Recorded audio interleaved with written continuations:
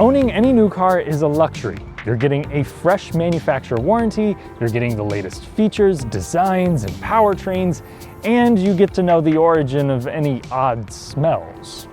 Even if they are over 20 grand less than the average new car, buying a new compact is still a big purchase. So let's talk about which ones are the best. Of course, the best purely depends on what your needs and wants are. For instance, I might look toward Clorox if I need to clean something, but not if I need a beverage. That's why I've divided these cars into 3 generalized subcategories. The first aims to satisfy your needs, but ultimately they serve your wallet before anything else. I make an argument that this is probably the most important niche for a compact car to fill, because a lot of people, whether they're buying them new or 10 years down the road, need something that's just cheap to run and cheap to obtain. So the king of doing that is the Toyota Corolla. I know of a specific commenter who probably just placed a bounty on me, so let me explain this as quickly as I can before my demise. The Corolla is not the cheapest compact you can buy. However, it's really good at holding its value. So if you drive the thing for 5 or 10 years, when you sell it, you're probably not going to get burned. And given that these have a very low rate of serious issues, you're probably not going to spend much time or money in the shop either. On top of that, if you go with the hybrid, 50 miles per gallon is no problem. If you go with the base powertrain, yes, it will have a continuously variable transmission. However, it's the only one here with a traditional first gear.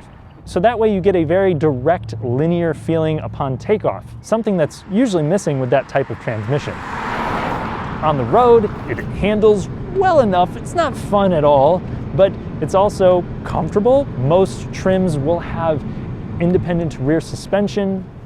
The back seat of the bulk selling sedan is spacious enough, and the interior is about as simple as they come. It's also about as cheap as they come. It's pretty drab, the materials are just cheap plastics, and you're not really getting any standout features for the segment, but I mean, if you're just looking for basic transportation, it's hard to beat the Toyota Corolla.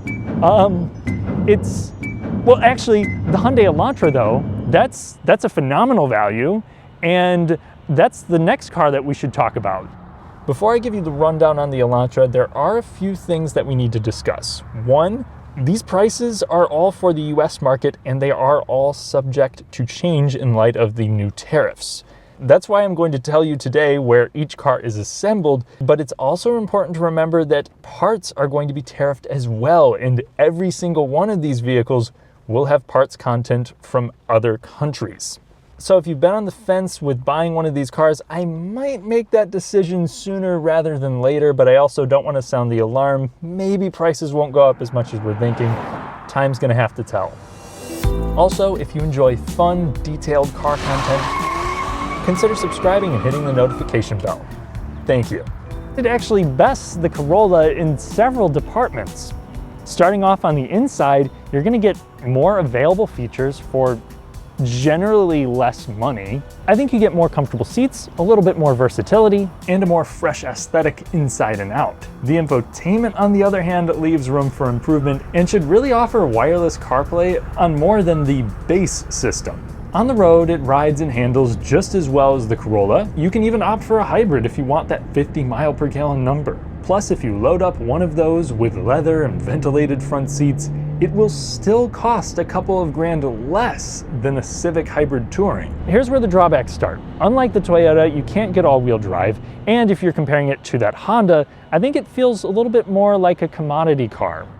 While you have a great warranty and the reliability lately has been more promising, in the past, there were a lot of owners who ran into some severe common issues related to the transmission and excessive oil consumption. The resale value also isn't near as strong as the Toyota's, ultimately leading to its second place position here in this category. Your priorities may change that. Oh, I should also mention the base powertrain that you'll find in most Elantras is the second weakest motor that you're gonna find in all of these cars. If that kind of thing actually matters to you when purchasing a small car, you might be pleased with the next option. That is the VW Jetta. So this is going to come with a 1.5 liter turbocharged inline-4 and a traditional 8-speed automatic. It makes for great passing power, and it comes with great efficiency. And if you want more performance or a manual transmission, they still offer the Jetta GLI. VW is also going to give you great features for the money, like ventilated seats and probably the worst name brand sound system you can imagine. I think the quality of the cabin is hit or miss. The seats and the driving position are comfortable. The back seat is usable and the trunk is huge. And like VWs of the past, it handles well and it has solid feeling doors.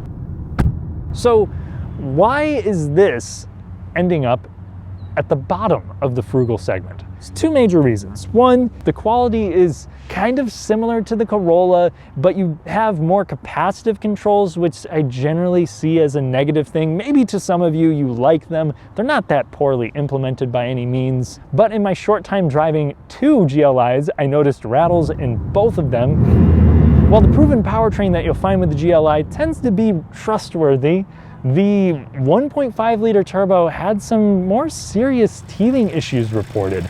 And generally speaking, the reliability just hasn't been all that impressive. If you want something cheap with a ton of features and great oomph, you should totally drive a Jetta, especially if you're not the type to keep the car past the warranty or lease anyway. For everyone else, I'd probably look at the competitors first. Now, there is one car that I really tried to review before I made this video, but it just couldn't happen, and that was the Nissan Sentra. That is a rental fleet favorite for a reason. It's pretty big considering its compact size. I've at least found the seats to be comfortable, and it's very affordable. Plus, CVT issues with the Sentra have largely dropped off, and they haven't introduced some new crazy variable compression turbocharged engine like they did with the Rogue. So for basic transportation with a nicer interior than a Corolla, but less of a strong reputation, maybe consider the Nissan. The next category of vehicles is for the person who just wants an all-around good car. It doesn't need to be the cheapest or the highest performing, the most fun. We are looking for the mini jack of all trades, and the one that I think sits at the throne is the Honda Civic. On the road, you can immediately tell the Civic apart from most of its foes. The steering provides a nice sense of direction. There's a little bit of communication coming through the wheel, and it handles with poise, partially thanks to details like independent rear suspension that's standard on every single model. It is a little bit more firm than the class norm, I would say, but the ride over city streets is still what I would consider as forgiving enough. You can also still get it with a 6-speed manual transmission, though only if you go with the SI. In most situations, you're gonna get stellar efficiency no matter the powertrain.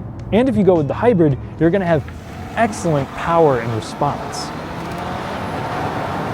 I think it looks classy too. The interior has a bunch of cheap plastics, but the build quality itself is great. Oh, the controls.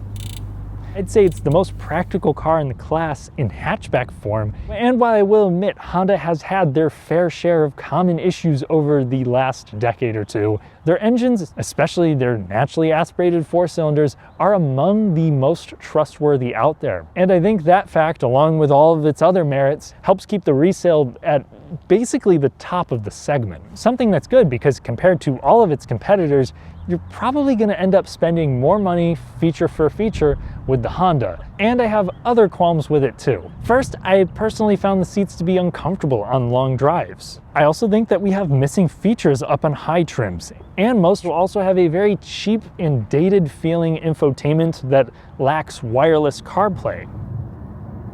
Highway fuel economy with the hybrid was also disappointing in the real world, and the base 2-liter engine is a little bit less powerful for this year, making it feel like it needs to put in some effort to get up to speed. Though I think a lot of people are kind of expecting that when they go with the compact, and you're also going to experience that with the other two cars that I'm going to talk about in this category. The next one is the Kia K4. This one really surprised me. It's better equipped with more responsive tech, and it's cheaper than the Honda. It gets great fuel economy in the real world. It rides well. You'll actually get independent rear suspension if you go with a GT line. And unlike the Elantra, if you go with the turbo, you don't get a 7-speed dual clutch that may or may not have had some serious issues in the past.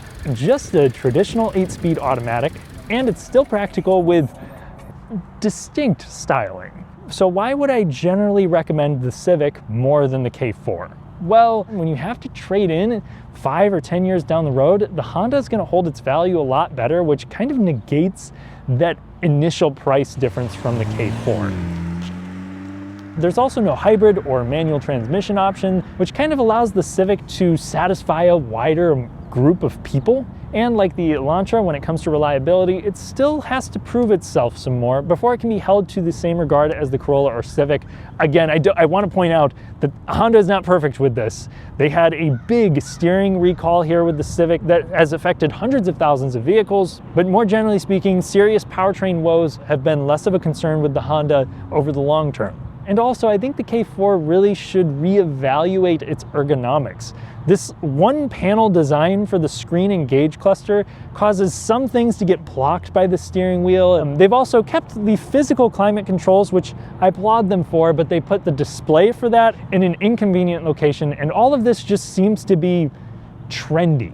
Like, in 4 or 5 years, how is this going to age? I don't know. But all things considered, I do think the K4 was a very well executed compact and a noticeable step up over the old Forte. Now, the last car could honestly replace a lot of subcompact crossovers, and that is the Subaru Impreza. This is the most comfortable compact on underfunded city streets. It's confident and super easy to drive. It comes with a huge back seat for its footprint. It's a hatchback only, which I view as a pro, and it comes only equipped with full-time all-wheel drive. For people up north or in high elevation, I think you'll really like the Impreza, especially if you go with the 2.5 liter. Going with the 2 liter is going to start to reveal some of the flaws. The base engine at times feels stressed out and is quite noisy when you're accelerating. It also doesn't get very good fuel economy with either engine, and the interior feels a bit cheap. The infotainment is also really perplexing because not only is it the focus of the interior, it's this 11.6-inch vertical unit, it's also like the most dated here. At least the UI is simple and you get wireless CarPlay on most trims, but that just seems like an oversight, and the car as a whole just doesn't have a whole lot of soul. I think the Kia and the Honda are certainly more memorable, but for the family-minded type or the person with crater-sized potholes or tons of snow, the Subaru Impreza is a no-brainer. A lot of the vehicles that I've talked about so far have their own pros and cons, but hardly any of them show signs of life. Maybe the Honda Civic, but I think these next 2 cars should be among your first stops if you want something with a little pizzazz. The first car that comes to mind for me in this category is the Mazda 3. I've been waiting to talk about this one. You have traditional engines and powertrains. You get a 2.5 liter naturally aspirated or turbocharged engine. You get a 6-speed automatic, or in one instance, a 6-speed manual transmission. Nice, light, and communicative. It's a refined yet engaging way to drive a Mazda 3. Plus, you can still get this with all-wheel drive. You have handling that maybe doesn't provide 90s levels of feedback, but it does tell you a little bit about what's going on underneath you. It's weighted really well and builds up nicely. It's also quiet at speed. You have either good or best in class passing power for a compact. While it can get pricey, you have a long list of available features, including a head-up display and 360 view camera. And there's just an elegance about it that is not replicated in a single one of its competitors. You have soft touch materials everywhere, a simple layout, analog controls for your infotainment that can be touchscreen operated, but I do think that the dial is very easy to use in motion. It is at the bottom of the class when it comes to driver aid tech, but for me, this is the car I'd choose on the highway, thanks in large part to the optional Bose sound system. When you hop into this one, you can really tell that they had a clear mission, and there are sacrifices to that. One, this design does lend it poor visibility. If you go with the sedan, you can see around the rear a little bit better, but up front, it just feels more closed off. A lot of people are just immediately turned off by this kind of thing. They also might take a gander at the back seat and might not think it's big enough for a large child seat or for adults to be able to comfortably ride back there. Do I think a lot of people can live with this size? Yes, but I do know a lot of people also like to have room to spare. Plus, if you're looking at all of the competitors, this one probably has the least forgiving ride on a bad road. And it's just about the least efficient too. I could not imagine myself saying this just a few years ago, but if you're looking for a easy to live with compact that's also fun, the Toyota Prius is something you should really consider. I don't think it's quite as engaging as the 3, but Toyota's made big strides in their steering. It's not as talkative as what you'll get with the Mazda, but it's still very direct feeling. And I think it weights up well, especially in sport mode, and you have a lot more power than you used to. Now, of course, since it's a Prius, it's gonna come with something called an eCVT, which is not like a normal CVT. It does use a separate electric motor to change the drive ratio, and it has a planetary gear set as well. From a stop, it still feels pretty direct and responsive, but when you nail the throttle, it's gonna sing the glorious song of its people. That's a small trade-off, in my opinion, for the efficiency that you're gonna get with the Prius. A lot of people say they can achieve 60 miles per gallon. That is quite literally double what you're gonna get with a Mazda 3 around town. And while both of them have comfortable seats, the ride of the Prius is more posh, and Toyota still gave this thing its own distinct styling, inside and out. I'll let you guys decide on whether or not you think it's better looking than the Mazda 3, but just like the Mazda, it's also going to compromise on visibility. Out the front, the windshield feels like it's 2 decades away. Seeing around the back is more compromised than it was in the previous generation. The digital cluster can be blocked by the steering wheel. It's not the end of the world, but I think the main reason why we don't see huge numbers for the Prius anymore is because there are so many other Toyotas that you could buy instead.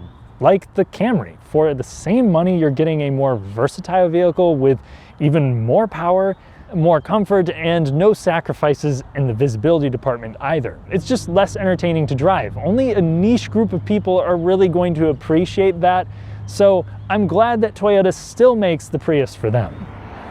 I also think that the hybrid Civic could argue itself into this category. The direct drive setup gives it EV-like response, and it mimics gears well. The design overall is more understated, but it handles in a direct, confident manner, and if you're considering sport compacts too, the SI is a downright blast. And the last category is probably the least important, but this is the editor's choice. Of all the cars that I talked about today, which ones do I feel most enthusiastic about, and which ones would I put my own money down on first?